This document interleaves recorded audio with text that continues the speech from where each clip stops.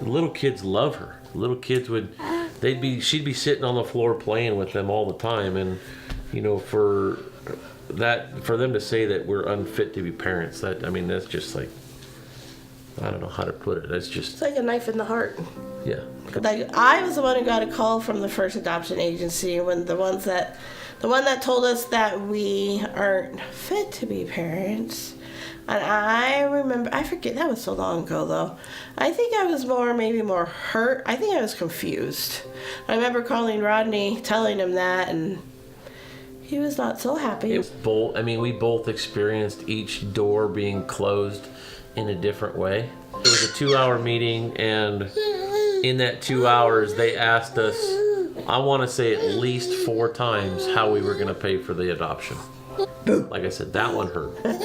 There was other things.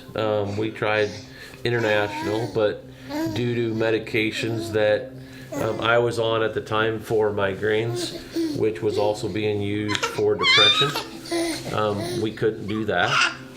My dream is still to adopt from China one day. One day, I think we'll be there. One day, I'd like to go. You realize I'm 42 already. Almost 43. I didn't say you were coming with me. We got married June 20, 1998. Probably 5 years after we got married, that Gil Dendalt gave me the opportunity to move out here, work for him out here. It was a great opportunity to go to. Don't regret any part of it. But it was probably maybe a year or two before that we had started to think about having kids. At night, some nights, at least once a week, after Rodney went to bed, before I went to sleep, I would just go in there just feeling like I needed to. And I would just pray. And I would just be, God, you know what? Here I am again. I believe that you know what we want in this room. And you know that we want a kid. And you know we want this to be the nursery. And I am putting this in your hands. It's yours. And I trust that you have a plan for us. And then every time, after the first time I did that, I felt peace. And then throughout the week, I would want to go, okay, it's time to get mad again. And I'm like, wait a minute, I gave that to God and I can't take that back. I couldn't gather that peace. I was too angry, too bitter. Having Matt Rodriguez working for me, a lot of awesome things started happening with Matt around June.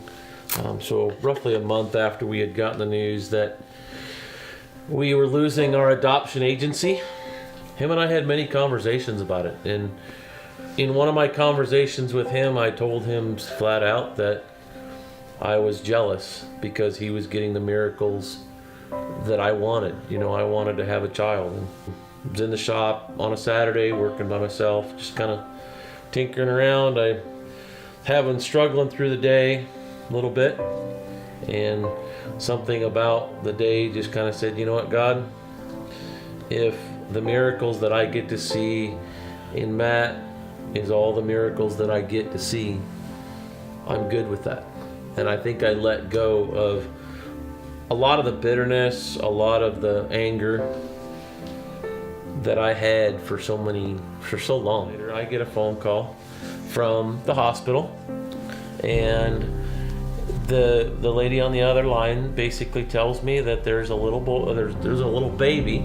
Yeah. We didn't know that it was a boy. We didn't know it was a boy until later. He was born on September 12th, 2016, and we got to start bonding with him the next day, the 13th. On the way to the hospital, I had called the social worker to let him know that we were on our way. The first thing she said to me was, don't speed.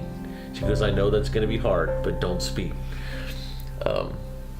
I think I did speed. I can remember just picking him up again and just holding him and just thinking that, wow, this is my son. And at the time it was only legal guardianship, but this was my son.